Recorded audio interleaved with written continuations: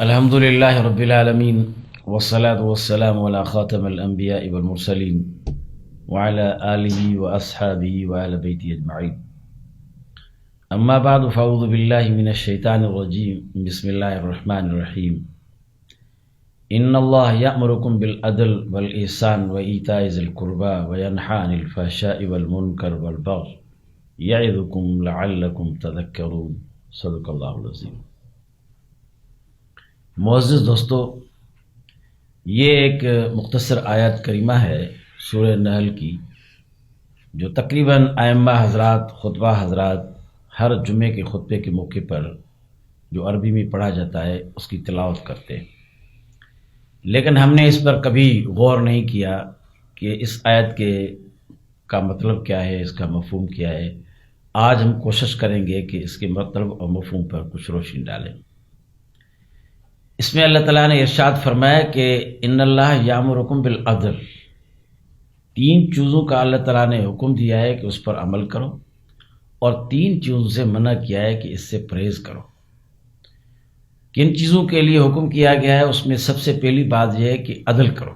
ان اللہ یامرکم بالعدل، عدل انصاف کو کہتے ہیں، اور انصاف کا ہونا بہت ضروری ہے۔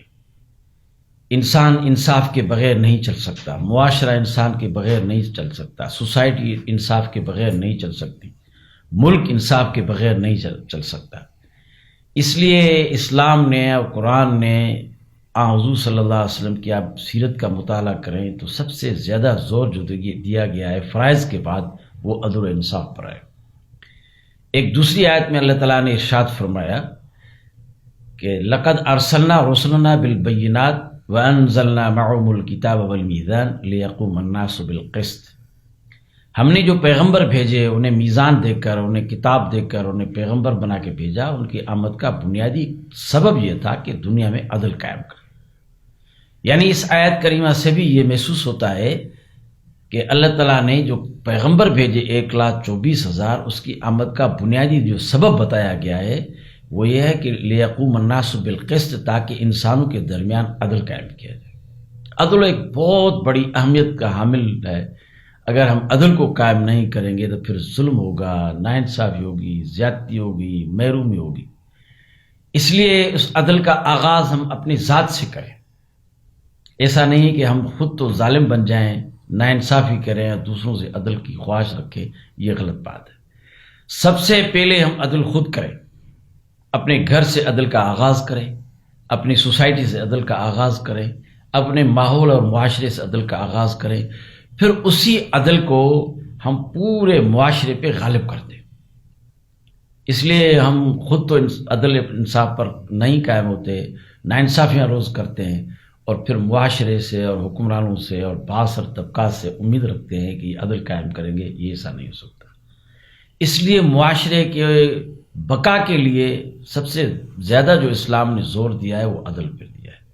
میں چھوٹی سی مثال دوں گا کہ اگر ملک کے کسی بھی کونے میں ملک کا کوئی بھی حکمران عادل ہو تو یقیناً پورے معاشرے اور ملک جو ہے وہ ایک بقع نور بن جاتا ہے، وہ سرور بن جاتا ہے، ایک اچھا ماحول بن جاتا ہے۔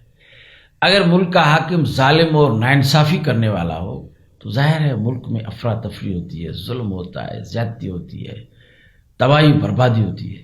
حضور صلی اللہ علیہ وسلم نے کیسے عدل قائم کیا، ان کے خلفاء راشدین نے کیسے عدل قائم کیا، یعنی خود کو اپنی سہولتوں سے محروم رکھا، دوسروں کو سب کچھ دیا۔ تو اس لیے سب سے پہلی بات جو اس آیت کریمہ میں بتائی گئی ہے کہ ان اللہ یامرکم بالعدل، عدل قائم کرو۔ اس لیے ہمیں لازمی ہے کہ معاشرے میں عدل قائم کرنے کے لیے ہمیں خود عدل پر چلنا ہوگا، اور پھر عادل قسم کے لوگوں کو سپورٹ کرنا ہوگا۔ جب تک ہم عادل انصاف پسند لوگوں کو سپورٹ نہیں کریں گے تب تک یہ ظلم اور زیادتی اور ناانصافی چلتی رہے گی۔ آج ملک کو 73 برس ہو گئے ہیں، لیکن بدقسمتی سے ہم ملک میں عدل کا نظام قائم نہیں کر سکے۔ آج بھی ظلم کا نظام ہے، آج بھی محرومیاں ہیں۔ ایک طبقہ ہے جو کھربوں میں کھیلتا ہے، اور بہت بڑا طبقہ ہے جو 2 وقت کی روٹی کے لیے پریشان ہے۔ یہ ناانصافی ہے۔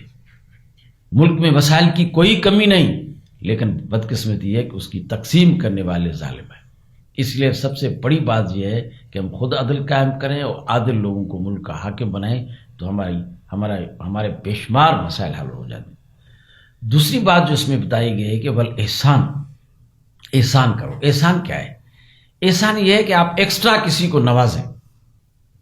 آپ کسی کے پاس چلے گئے، اس نے آپ کا کام نہیں کیا، جب وہ آپ کے پاس آ جائے تو آپ اس کا کام کر دیں، اس سے حسن سلوک کر دیں، یہ احسان ہے۔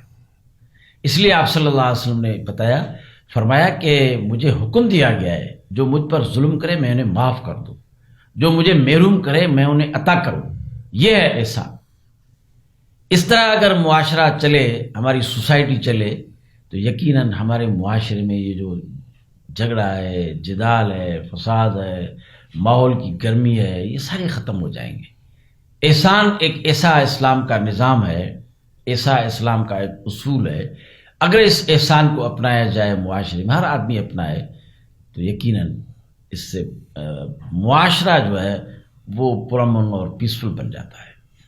تیسری جو بات اس پہ کہی گئی ہے کہ ان اللہ یأمرکم بالعدل والاحسان وایتاء ذی القربی، کہ رشتہ داروں سے حسن سلوک کرو۔ دیکھو، یہ مسلم معاشرے میں یا انسانی معاشرے میں رشتے کی بہت بڑی اہمیت ہے۔ الحمدللہ ثم الحمدللہ اس وقت سب سے بہترین سوسائٹی جو ہے، سماجی نظام جو ہے، وہ اسلام کا ہے۔ نکاح کے ذریعے جو بننے والا معاشرہ قائم ہوتا ہے، آپ اس کی برکات سے دیکھیں تو یورپ نے ترقی ضرور کی ہے، معاشی ترقی ضرور کی ہے، ٹیکنالوجی ضرور اس نے حاصل کی ہے، لیکن وہ سماجی طور پہ تباہ و برباد ہو کر رہ گئے۔ ان کے یہاں نہ والدین کی احساس ہے، نہ ماں کا احساس ہے، نہ والد کا احساس ہے، نہ بھائی کا احساس ہے، نہ رشتہ داروں کا احساس ہے، کوئی کسی کو نہیں جانتا۔ وہ تو حقیقت میں حیوان والی زندگی گزارتے ہیں، یعنی ایک مادہ پرستانہ ماحول کی زندگی گزارتی ہے۔ لیکن الحمدللہ مسلم معاشرے میں ان اقدار کی اہمیت اب بھی موجود ہے۔ اسی وجہ سے پوری دنیا میں مسلمانوں کی جو کمیونٹی ہے اس میں اضافہ ہو رہا ہے، اور یہ خوف بھی ہے خاص طور پر مغرب کو کہ مسلمانوں کی بڑھتی ہوئی تعداد سے وہ بہت خائف ہے۔ یہ بنیادی وجہ اس کی یہ ہے کہ اس کے پیچھے وہ اسلام کا نکاح کا فلسفہ ہے، اسلام کا سماجی مضبوط نظام ہے، جس کی بدولت جو ہے وہ الحمدللہ مسلم معاشرہ ابھی بھی جڑا ہوا ہے، الگ تھلگ نہیں ہے۔ اس لیے بتایا گیا ہے، حکم دیا گیا ہے کہ اپنے رشتہ داروں سے حسن سلوک کرو۔ اگر ہم رشتہ داروں سے حسن سلوک نہیں کریں گے تو یقیناً ماحول میں خرابی پیدا ہوگی، اور ہمارا معاشرہ جو ہے وہ ترقی کے بجائے ایک عداوت، ایک دشمنی میں تبدیل ہو جائے گا۔ اس کے بعد 3 چیزوں سے ہمیں منع کیا گیا ہے۔ وَيَنْهَا عَنِ الْفَحْشَاءِ وَالْمُنْكَرِ وَالْبَغْيِ، اللہ تعالیٰ تمہیں روکتا ہے فحاشی سے۔ اس وقت سب سے بڑا مسئلہ ہمارے ملک کے نوجوانوں کا، خاص طرح نیو جنریشن کا، وہ فحاشی ہے۔ یہ جو موبائل آ گیا ہے، اس میں بے شمار چیزیں آ گئی ہیں، اس میں عریان بھی ہے، اس میں فحاشی بھی ہے، اس میں بے شمار چیزیں ہیں۔ اس سے ہمارے نوجوانوں کے جو ذہن ہیں وہ خاصے خراب ہوتے ہیں، جس کی وجہ سے آپ دیکھتے ہیں کہ روزمرہ زنا بالجبر کے واقعات، بچوں سے ہونے والی زیادتی کے واقعات بڑھتے جا رہے ہیں۔ اس پہ ذرا توجہ دینے کی ضرورت ہے، اور خاص طور پر ہمارے معاشرے کو اس پر توجہ ہونا چاہیے۔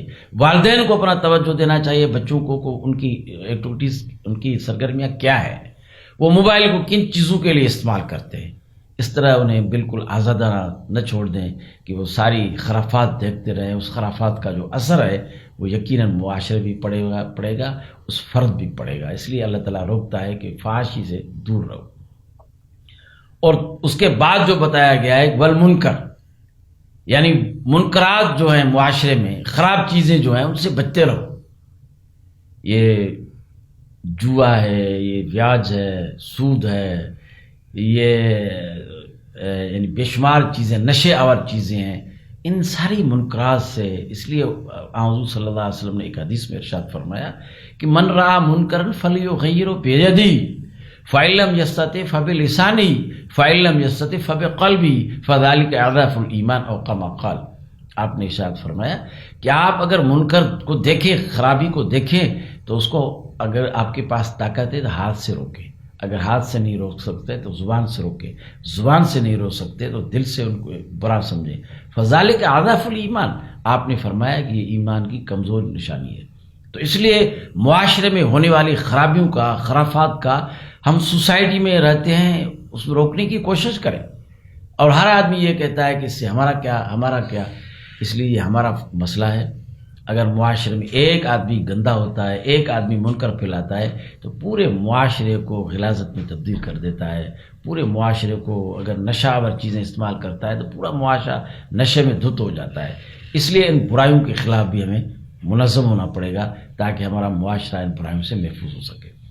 اور تیسری بات جو اس میں منع کی گئی ہے، والفحشاء والمنکر والبغی، بغاوت، اللہ تعالیٰ کی نافرمانی سے، یعنی اللہ تعالیٰ کی نافرمانی بغاوت ہے۔ جس رب نے ہمیں پیدا کیا، جس نے ہمیں آزاد دیے، جس نے ہمیں سانس دی، جس نے ہمیں زندگی دی، جس نے ہمیں عدم سے وجود دلایا، کیا ان کا یہ حق نہیں کہ ہم اس کی فرما برداری کریں، اس کے بتائے ہوئے قانون پہ چلیں، اس کی کہی ہوئی باتوں پر عمل کریں؟ اس پر ہمیں ہی فائدہ ہوگا۔ اس لیے لازمی ہے کہ ہم ان چیزوں پر عمل کریں، یعنی 3 چیزوں کا حکم دیا گیا کہ اس پر عمل کرو، عدل قائم کرو، انصاف قائم کرو، اور معاشرے کو ان اللہ یامرکم بالعدل والاحسان کرو، یعنی عدل قائم کرو، معاشرے میں احسان کو عام کرو، اور اپنے رشتہ داروں سے حسن سلوک کرو۔ اور 3 چیزوں سے منع کیا گیا ہے، جس میں فحاشی کو سے منع کیا گیا ہے، منکرات سے منع کیا گیا ہے، اور اس کے بعد جو ہے وہ اللہ تعالیٰ کی نافرمانی سے منع کیا ہے۔ اللہ تعالیٰ سے دعا ہے کہ اللہ تعالیٰ ہمیں ان چیزوں سے بچنے کی توفیق عطا فرمائے، اور جن چیزوں کا حکم دیا گیا ہے اس پر عمل کرنے کی توفیق عطا فرمائے۔ وما علینا الا البلاغ۔